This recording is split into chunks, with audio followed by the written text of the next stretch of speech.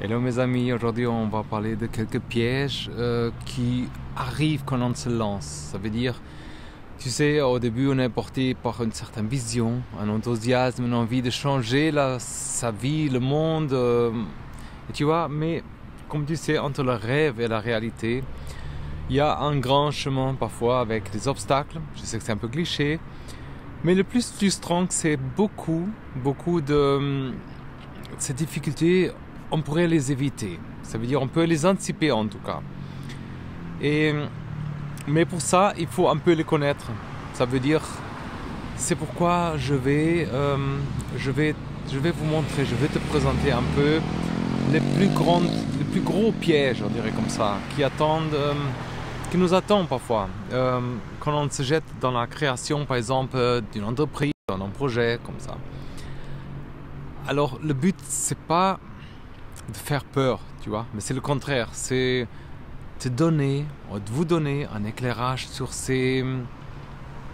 avec ces conseils. Ça veut dire pour qu'on sache comment les contourner, les éviter et comment se sortir de ça au plus vite. Ça veut dire on va aborder les conseils principaux. Ça veut dire le manque de force, l'incohérence financière parfois, la peur de communiquer, la solitude surtout, et aussi cette tentation de vouloir tout faire soi-même et encore des autres. Ça veut dire, alors, on va voir aussi les bénéfices dans tout ça. Qu'est-ce qu'on peut tirer si on parvient à les éviter? Parce que, tu sais, au-delà de cette prévention, il y a des opportunités que c'est énorme. Tu vois, je me trouve ici à la zone industrielle de Yverdon. Il y a beaucoup de startups, il y a beaucoup de grandes entreprises qui sont installées. Et tout le monde a eu des difficultés. Mais à la fin, ça fonctionne, tu vois. Et mon objectif, c'est de transmettre ça, ce regard concret, ça veut dire un état d'esprit qui est un peu plus avec cette résilience. Parce que comme ça, on peut apprendre, par exemple, on peut avancer plus sereinement dans nos projets. Et surtout, si tu es déjà lancé aussi, peut-être tu peux comprendre certaines de ces erreurs. Et c'est jamais trop tard aussi de rectifier certaines erreurs qu'on ne voit pas au début, tu vois. Et on va commencer alors. La première chose, c'est croire qu'une bonne idée, ça suffit. Je suis le premier à tomber dans tout ça. Ça veut dire c'est le mirage, un certain mirage d'une idée géniale.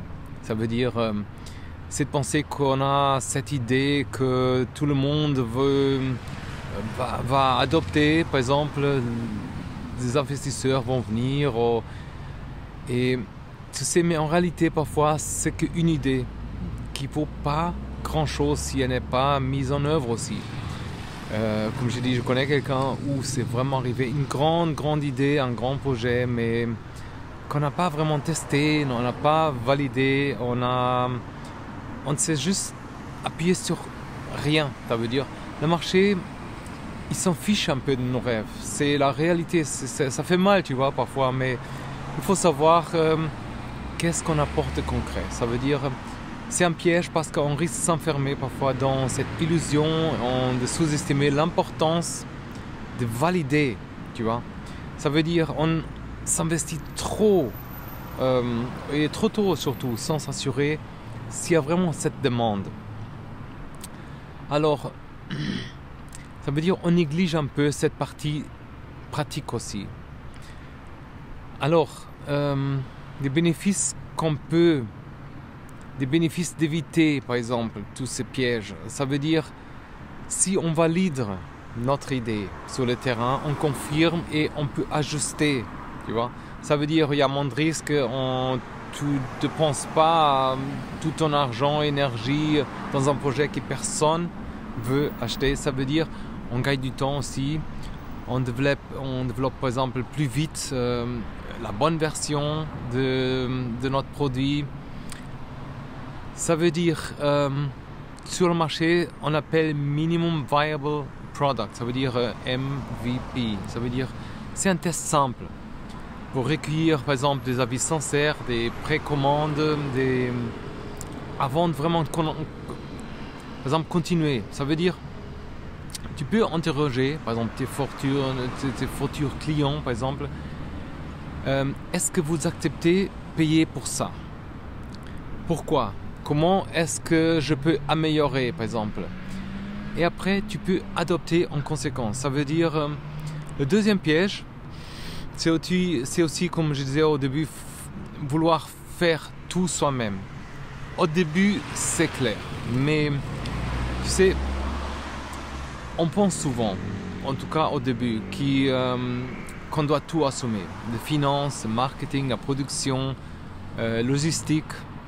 Ça me rappelle ici un peu, il y a beaucoup de logistique ici autour. Ça veut dire, il y a la production, service client déjà. On se dit qu'on fait des économies, qu'on peut faire confiance, qu'on ne peut pas faire confiance par exemple aux autres.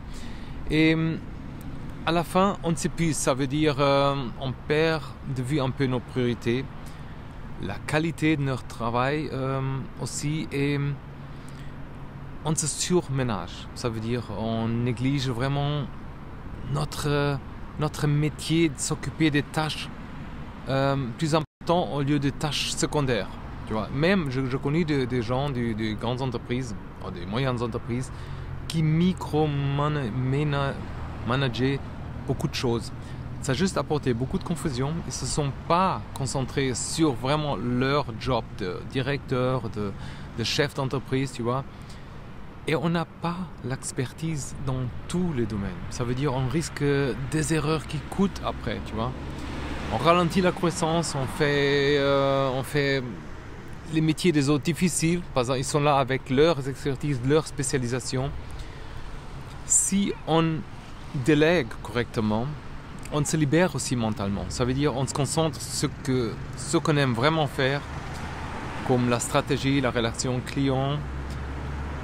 Et tu sais, il y a des spécialistes, comme je disais, dans la comptabilité, dans le design, tu vois, il y a beaucoup d'assistants virtuels aussi qui peuvent nous aider.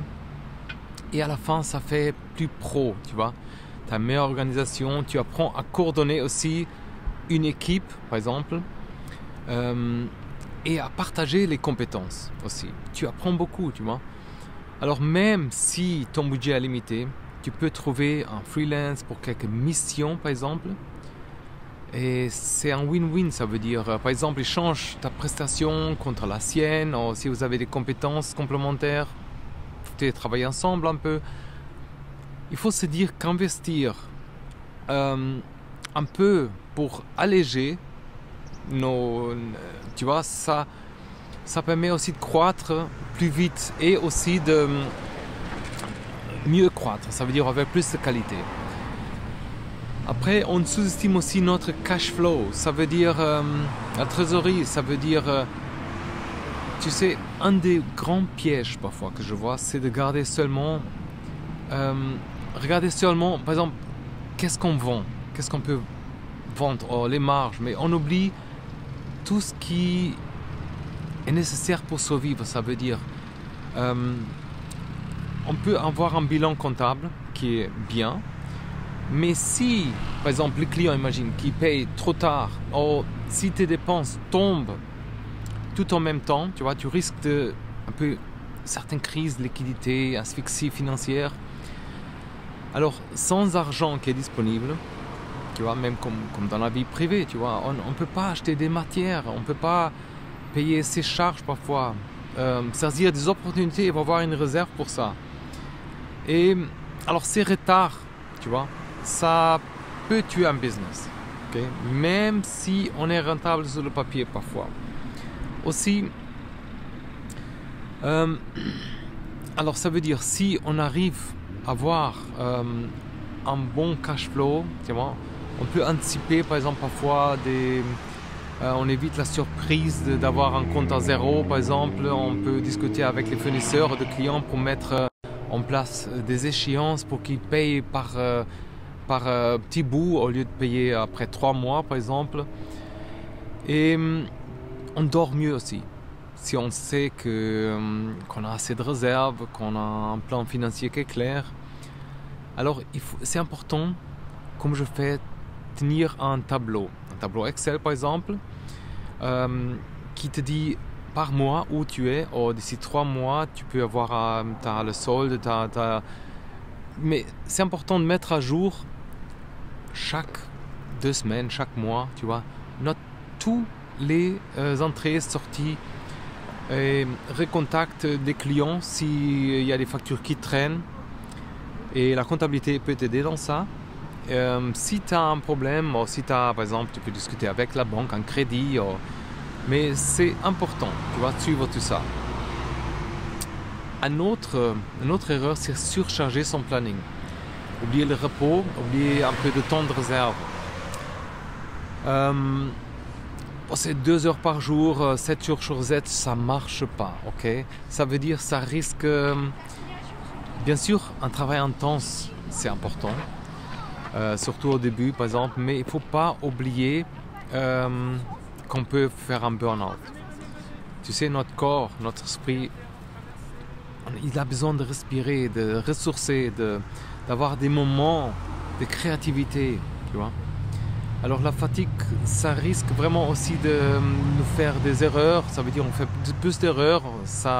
Il y a plus de créativité, on est plus lucide dans certaines choses. Et aussi, on perd notre vie personnelle parfois. On s'isole. Le burn-out, tu sais, ça peut nous faire perdre plus de temps encore. Parce qu'on doit ensuite, par exemple, récupérer. On doit se soigner.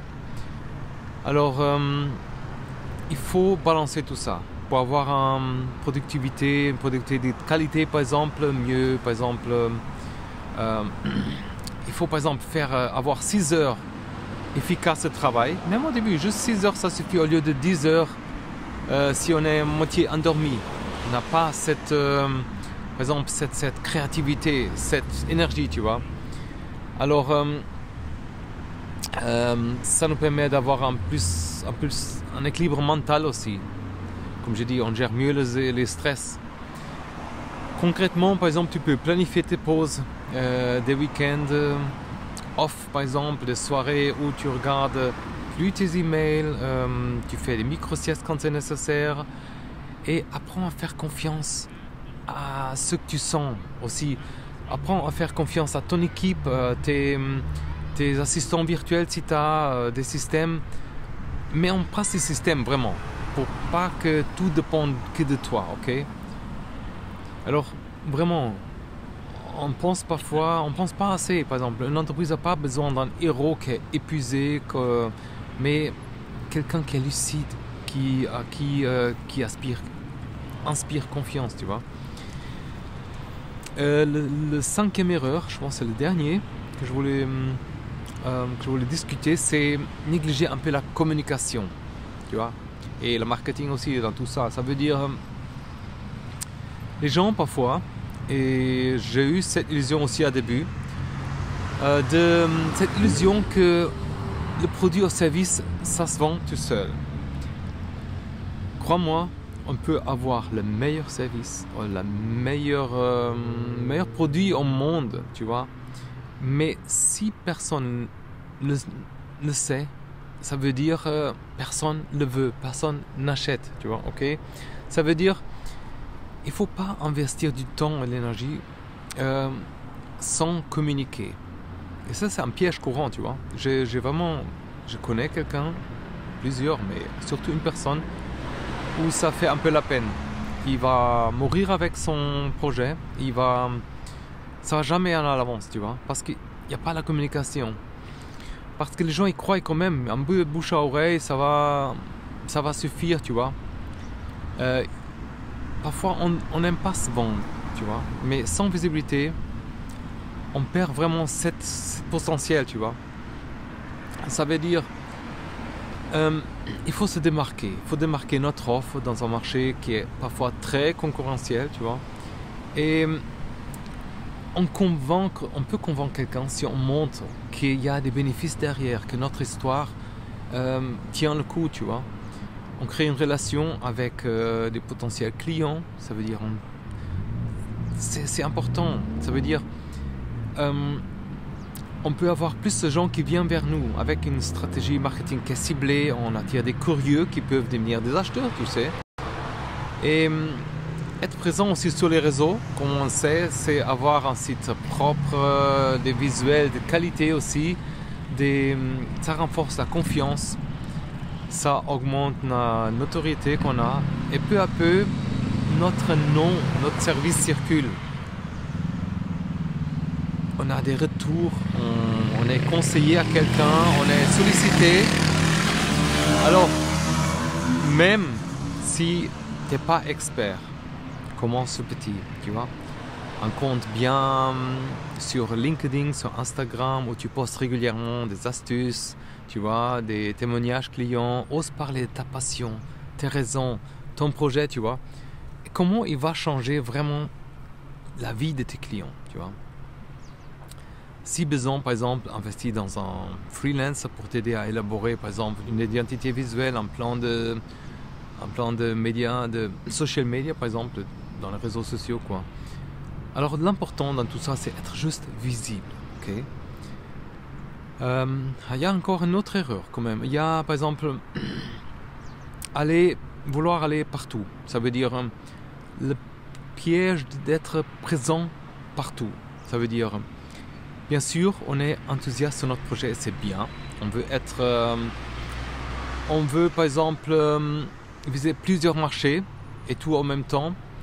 Ça veut dire, par exemple, les clients professionnels, particuliers et, par exemple, des ventes en ligne, des distributeurs et tout ça. Mais ça peut nous coûter cher. Ça veut dire financièrement et notre énergie. Ça veut dire, il faut par exemple identifier notre niche, tu vois, consolider notre marché. Ça veut dire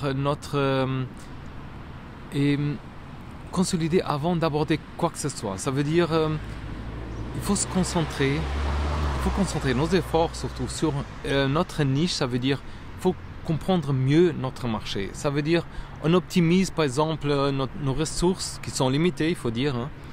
On devient plus fort dans un segment, dans une niche qui est précis. J'ai une autre vidéo qui parle de comment y arriver. On évite la confusion surtout. Par exemple, notre message est plus cohérent. Mais bon, en résumant, il faut identifier notre cible qui est la plus profitable, ça veut dire qui est plus accessible aussi pour nous. Une fois par exemple qu'on a la preuve que quelque chose marche, par exemple, on peut envisager d'élargir un peu plus, tu vois. Ça veut dire vouloir trop, ça va juste étendre certaines choses. Ça veut dire on sous-estime un peu le pouvoir aussi. Ça veut dire l'entrepreneur, parfois isolé, s'isole et rate certaines opportunités, par exemple. Déjà qu'on parle de ça, il ne faut pas négliger nos réseaux. Ça veut dire pas assister à certains événements, pas échanger en ligne, par exemple. Parfois, tu sais, un simple contact peut ouvrir des portes. Ça veut dire, on peut trouver quelqu'un qui veut investir, par exemple. Il ne faut pas rester dans notre bulle. Okay? C'est important aussi parce qu'on découvre des idées. On a des retours, par exemple, des pistes qui nous aident à collaborer, par exemple. On gagne en visibilité, comme on a dit aussi, parce qu'on est en relation physiquement aussi avec les gens. Et ça nous donne aussi un soutien un soutien moral. Ça veut dire des gens qui partagent les mêmes choses, les mêmes difficultés, qui peuvent aussi nous conseiller, c'est clair. Ça veut dire on commence à avoir des solutions pour exemple pour des offres. On nous recommande aussi parfois.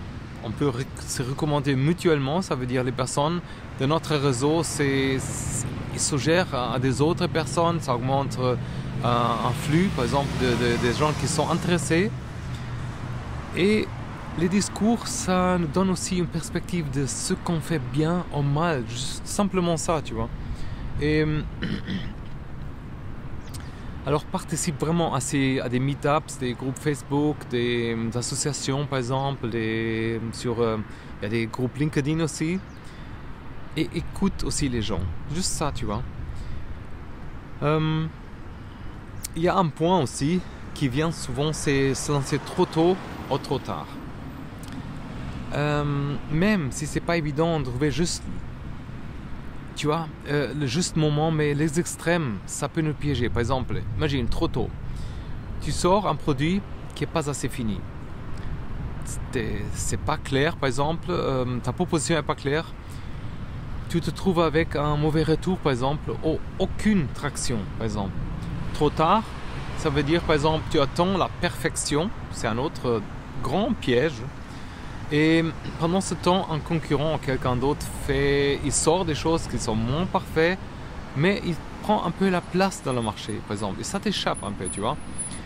Alors, c'est pas évident, mais le bénéfice d'un timing, c'est important. Par exemple, tu vas lire, par exemple, sur ton marché, sans te précipiter, ni par exemple faire moins de qualité, on dirait comme ça. Mais ça veut dire tu optimises aussi tes ressources, par exemple. Il ne faut pas gaspiller par exemple ton énergie et tes dépenses si tu restes figé, tu vois, en phase de développement, par exemple. Ça veut dire comment trouver l'équilibre. Voilà, on va vers comme ça. Comme je disais dans une autre vidéo, il y a un MPV, il y a un produit qui est minimum viable. Ça veut dire, tu fais un test dans quelque chose, tu sens s'il y a l'attraction des premiers utilisateurs, par exemple, tu ajustes aussi. Et tu peux te lancer quand tu sens que tu as une base assez solide. Mais il ne faut pas chercher la perfection, ok? Ça veut dire, vise quelque chose qui est assez bon pour satisfaire les premiers clients et te démarquer un peu. Sans vouloir par exemple, te saturer. Ça veut dire, pour ça, tu vois, le moral c'est important. Comme entrepreneur aussi, tu passes beaucoup de temps à courir, par exemple, à travers des objectifs, par exemple, et parfois on néglige des petites réussites, et on ne fait pas assez de pauses. Par exemple, quand tu as un commentaire positif d'un client, ou par exemple un nouveau contact qui est utile, tu célèbres ça, tu vois. Ça te donne un peu plus cette motivation. Et la route est longue, crois-moi. Et si tu reconnais par exemple chaque pas accompli, ça te maintient enthousiaste. Tu mesures un chemin qui est parcouru, tu relativises, tu vois. Et aussi tu te sens valorisé. Ça veut dire que tu as plus d'énergie aussi, tu évites par exemple, tu prends plus de conscience quoi, que tu es en train de progresser, tu vois. Et si tu travailles avec des gens aussi, ça booste un peu l'équipe, tu vois. Et ça te donne aussi une vision assez positive. Tu n'es pas focalisé sur ce qui manque, mais surtout ce qui te fait grandir. Tu peux par exemple avoir un tableau, par exemple, où tu notes qu'est-ce que te met, par exemple, qu'est-ce qui te fait, qu'est-ce qui nourrit ta flamme, par exemple. Par exemple, une victoire, il faut, par exemple, c'est important, tu vois. Il faut avoir cette gratitude, tu vois. Et comme tu sais, en dernier, je pense, le monde, il y a des choses qui bougent beaucoup, tu vois. Et le dernier piège, c'est vraiment que on sent qu'on sait assez parfois. Surtout qu'on n'a pas le temps de se former. Et comme tu sais, l'environnement économique, les technologies, tout ça, ça évolue très très vite aujourd'hui. Il ne faut pas avoir peur de ça, mais il ne faut pas rester figé non plus. Et tu vois, ça veut dire il faut une certaine formation continue. Comme tu sais, il y a les formations en ligne, il y a les livres, il y a les ateliers, il y a ces vidéos, tu vois, d'entrepreneuriat. C'est important parce que tu découvres des nouvelles manières de faire, des nouveaux outils qui te font gagner du temps, de l'argent. Et tu peux aussi t'adapter plus vite au changement, tu vois, aux attentes de tes clients. Tu restes aussi stimulé. Ça veut dire que tu as tu améliores tes compétences de gestion, de vente, de communication, tu vois. Et ça te fait aussi un peu de crédibilité parce que tu envoies une image de plus de connaissances, tu vois. Et tu sais, quand on a des nouvelles, si on apprend quelque chose de nouveau, ça nous donne aussi plus d'idées, tu vois. Et il faut réserver le temps pour ça. Ça veut dire qu'il faut vraiment réserver le temps pour se former un peu. Tu prends une demi-heure par jour ou quelque chose, même quand tu es en route, tu écoutes un podcast comme le mien ou comme ça, tu vois. Tu écoutes quelque chose qui peut te donner de nouvelles idées. Ok, pour conclure, le piège quand tu te lances, c'est par exemple croire qu'une idée suffit sans validation. Même si elle est géniale, tu vois, ça peut pas suffire, ok. Après, on a parlé de vouloir faire tout soi-même. Ça veut dire c'est important de déléguer pour pas s'épuiser. Il faut avoir un cash flow aussi, qui est assez important pour survivre, on dirait comme ça. Il faut pas travailler sans limite. Il faut ménager son énergie, sa vie perso, équilibrer tout ça. Négliger la communication, c'est aussi important pour durer. Expliquer ta valeur aux gens aussi. Il ne faut pas compter sur la chance, ok, déjà ça. Et après, on a parlé d'envahir tous les marchés sans se concentrer d'abord sur un segment précis, ok, qu'on maîtrise si possible. Oublier le pouvoir des réseaux, par exemple, il faut échanger, avoir des nouveaux liens, par exemple. On ne réussit pas tout seul, ok? Lancer trop tôt, trop tard, on a dit, trouver un bon timing sans être perfectionniste, ok? Et il faut vraiment aussi passer à l'action. Il faut aussi célébrer les victoires, chaque succès, même petit, tu vois, ça mérite d'être souligné. Ça veut dire faites un plaisir, ok? Après, on a parlé de formation. Comme on a dit, le monde change vite, il faut toujours apprendre. Et tu vois, avec tout ça, on va quand même augmenter nos chances. Okay? Bâtir une entreprise qui va durer. Alors, avec tout ça, l'entrepreneuriat, c'est un défi. Mais c'est un défi c'est important. Ça nous fait vibrer, tu vois. Alors, pour aller plus loin, je t'invite à t'abonner à ma chaîne YouTube, à mon podcast et t'inscrire aussi à mon bulletin que j'envoie chaque semaine avec des conseils, avec des inspirations pour que tu puisses par exemple continuer à avancer sans tomber dans ces pièges. Et le lien est dans la description. Merci d'avoir suivi jusqu'à la fin. Et dis-moi en commentaire aussi quel piège te paraît le plus important ou que tu te redoutes le plus par exemple. Et comment tu comptes pour surmonter tout ça. Alors, je suis ici pour lire et pour t'encourager aussi. Et rappelle-toi, les obstacles sont là pour être franchis, ok? Chaque faux pas, ça fait pas nous perdre. Il faut pas que ça nous fasse perdre notre motivation, ok? Il faut se raccrocher à notre vision, notre projet. Alors, à très bientôt. Bonne route sur le chemin et bye bye.